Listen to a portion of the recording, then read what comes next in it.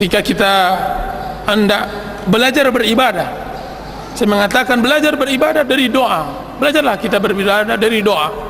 Kemudian kita tingkatkan dari salat dan semacamnya. Sulit kita salat khusyuk,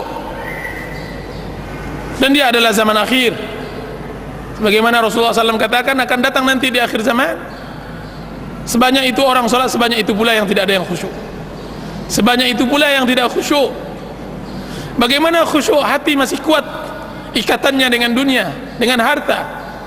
Maka jika seandainya kita mulai dari doa, maka alangkah mudahnya untuk belajar beribadah dari doa. Maka cari waktu-waktu yang mustajab. Ibnu Qayyim rahimahullah mengatakan, orang yang berdoa persis seperti orang yang memanah. Orang yang memanah, pertama harus ada sasaran, yang kedua harus ada panah yang lurus, panah yang lurus, busur yang benar, dan yang ketiga harus ada tenaga yang menarik panah tersebut sehingga dia akan meluncur keras tepat pada sasarannya. Tiga syarat ini harus ada dimiliki oleh seseorang untuk dimustajabkan doanya oleh Allah Azza wa Jalla. Maka sasarannya adalah Allah, sasarannya adalah Allah. Hendaklah dia berdoa kepada Allah Azza wa Jalla dan tidak berdoa kepada selainnya, karena berdoa kepada selainnya adalah kelemahan, adalah kehinaan. Dan yang kedua, busurnya yang lurus adalah doa yang datang dari Rasulullah SAW. Banyak orang sekarang berdoa, mengarang-arang doanya, tidak sampai, tidak benar. Zaman sekarang musim berdoa, banyak orang berdoa tidak benar doa. Ya Allah, berikanlah aku harta yang banyak. Ya Allah, masukkan anak saya ke sekolah anu dan sekolah anu. Ya Allah, berikan saya istri begini dan subhanallah. Siapa tahu, siapa yang engkau dari mana engkau tahu bahwa kekayaan yang nanti Allah berikan akan memberi manfaat kepada anda? Dari mana pula anda tahu ketika anda diterima di sebuah sekolah pendidikan dan semacamnya, sekolah dan pendidikan tersebut bermanfaat untuk dunia dan akhirat anda? Berdoalah sesuai dengan doa Rasulullah SAW, doa yang ada di dalam Al-Quran atau Sunnah Rasulullah, karena dia adalah busur yang kokoh. Dan cobalah memahami sedikit demi sedikit doa. Dan alangkah bagusnya yang dikarang oleh guru kita Syekh Abdul Razak bin Abdul Muhsin Al-Badar dalam karangannya Fiqhud Doa, fikih doa. Pahami di sana bagaimana fikih doanya Rasulullah SAW. Dan yang ketiga, tarikan kekuatan tersebut adalah dorongan kepentingan. Seseorang yang tidak mau penting, tidak butuh dengan doa tersebut, bagaimana dia akan khusyuk?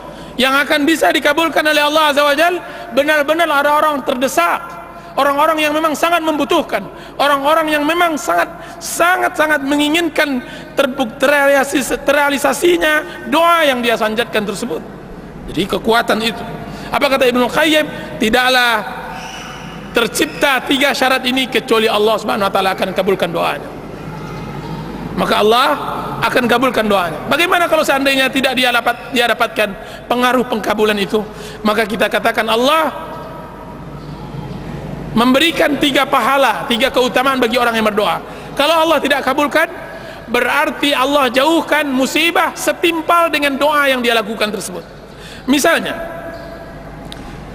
dia berdoa kepada Allah untuk mendapatkan mobil Mercedes. Ya Allah, berikanlah mobil Mercedes. Tetangga sebelah sudah mendapatkan mobil Mercedes pula, misalnya begitu. Dan bermunajat dan serius dia memintanya.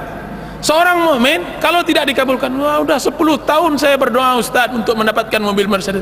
Jangankan Mercedes, istri memang Sides namanya, istri dapat, akan tapi Mercedesnya tidak dapat. Maka kita katakan absyir, bergembiralah engkau wahai muslim. Kalau tidak Allah kabulkan doa anda, maka Allah akan gantikan dengan musibah yang seharusnya menimpa anda tidak jadi musibah. Ini yang kadang-kadang kita kurang pahami. Kita katakan bahwa jauhnya seseorang dari musibah itu tidak sebuah kenikmatan. Kenapa?